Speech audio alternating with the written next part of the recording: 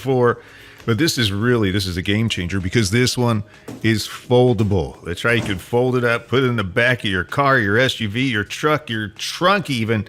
Take it to the beach, take it to the mountains, take it where you couldn't take an electric bike before. So it comes just about fully assembled. This is really one of the easiest installations I've ever done. And we've done scores of electric bikes. This is really, really simple.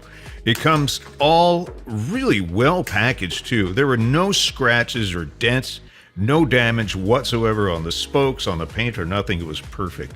They give you all the tools you need, your chargers included, your pedals, and hang on to that tool set. I always recommend keeping it with the bike just in case. So step one, the step-by-step, real easy instructions. All you got to do is slide the handlebars in. We got a keyed guide, a little flat side on the bottom here. So you just got to leave it bent down like this, open your quick release, and make sure your wires are around the front, because you won't have enough slack if you pull them around the back. They really want to live in the front of the bike. That's just kind of how this thing's engineered. Pull your headlight out of the way there, and you'll just slide it right in. It only goes in one way, and then you can lock it and it's good to go. You can play with the adjustment later, maybe make it a little bit higher, but for right now, just push it all the way in as far as it goes and then lock it into place. And look at this. That's crazy, right? That's all it takes. And we're going to show you how to do this in the next video. All right, so the front wheels, the next thing is going to go on. There's a bolt here. You don't have to do anything with this bolt. It's a nice bolt. Hang on to it. And also a little protective spacer in the hydraulic disc brakes. That's right, I said hydraulic. So you don't need this bolt for anything. It's to keep the front fork straight. And just take this little protective cover off. And you want to unscrew these bolts as far as you can. You really want to take them out almost to the end. Some people even take them off, because this is where you're going to let gravity assist, let that fork drop right on the front axle. Real simple to do. You could do this by yourself too. This is pretty cool. You see your disc brake there, so you're going to slide your disc brake right into the calipers there. Pretty simple to do. Everything will line up nicely. Believe me, everything's perfectly straight. And it's amazing that it was shipped in the box from wherever on the other side of the world, and this thing is still in perfect shape. So let gravity just drop it right in there. You're right in the slot for the disc brakes. It's perfect. Look at that. Simple and easy. Throw your kickstand down. Now it's a bike. Starting to look like a finished bike, isn't it? They give you the tools, a 15 millimeter. Just tighten that guy up. You're going to tighten that pretty tight. I mean, you don't want to strip it to the point where you really can't tighten it anymore by hand. All right, next thing up is the front fender. And I didn't like front fenders, but they do protect some of the wiring and the motor, so you probably want to throw those on there. Again, these wrenches are included. You're going to want to take the bolt out that's in there. It's got a lock washer on the back, or a lock nut.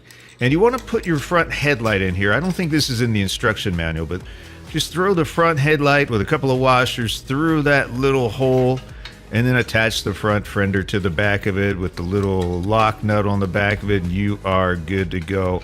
And you will have a bike with a fully functional light system, so you can ride at night like we did last night. Super simple, super easy. And just install the supports for the front fender right on the side here. There's one on each side, and tighten them up and you're good to go. Next up, seat post. There is a shim already installed, so that's nice. And look how high this seat is. This is insane. I mean, this can accommodate some seriously tall people. You can see the markings on it, so you'll remember exactly where to put it. But you could actually, right about here, you could actually install it right here. So if you're 6'4", maybe a little taller, you will have no problem pedaling this beautiful Aniioki A7 Pro. It's amazing. I'm super excited about it. I'm sorry. We're going to attach the pedals. They are stamped on the inside of the bolt. L and R for left and right, obviously. So you're going to want to twist these both towards the front. The left one on first, and again, you want to tighten these up. Again, don't strip them, but just tight enough where you just can't get them anymore. There probably are torque values, but if you get them in there real tight, they're not going to go anywhere. And they are foldable too. Check this out. That's going to save a couple inches when you're putting this in the back of the car. If you put two of them, which you probably could get two of these things, put them side by side. All right, we're going to excite the electrons. Time to power this thing up. It's going to show you the green light. Means it's ready to charge. Again, this is all included, and you can charge it while the battery is in the bike, and this battery is removable. So once you unfold this, which we'll show you in another video, you can actually take the battery out and charge it inside your home and leave the battery locked up. Leave the bike locked up in your garage or on a bike rack or something. All right, let's pump up the tires. Probably lost a little bit of air in shipping. And you want to get these up to about 20 psi. Now, some people will take them down to 15 or something if you're doing some heavy trail riding. But for the most part, you want to get them up about 20, and that's going to get you much better range on the battery. All right, so we're going to find the keys, and they're going to be kind of attached to the handlebars here. So we're going to turn that. There's a couple positions here. There's off, there's on, and there's unlock the battery. We'll show you that too in a future video. So once that's green, it's ready to go. It'll take 6 hours if the battery is completely dead, but it probably has a little bit of a charge from the factory. I think mine took about an hour and a half. So there, look at this full color display. Nice display. I understand it's password protected, and there's a USB charging port underneath it as well. So you can look at the information. You'll see your trip meter, your odometer, your average speed, your amp hours, all kinds of information here, and of course your speed. There is a left side thumb throttle, and you do have pedal assist from 1 to 5. Also, there's an 8 speed. A lot of the other bikes have 6 or 7 speeds. This is 8. And a nice little protective piece of plastic on the rear axle here to kind of protect your derailleur. So that's kind of nice too. Just pop that on there. It'll cover the wire nicely, and you will be good to go.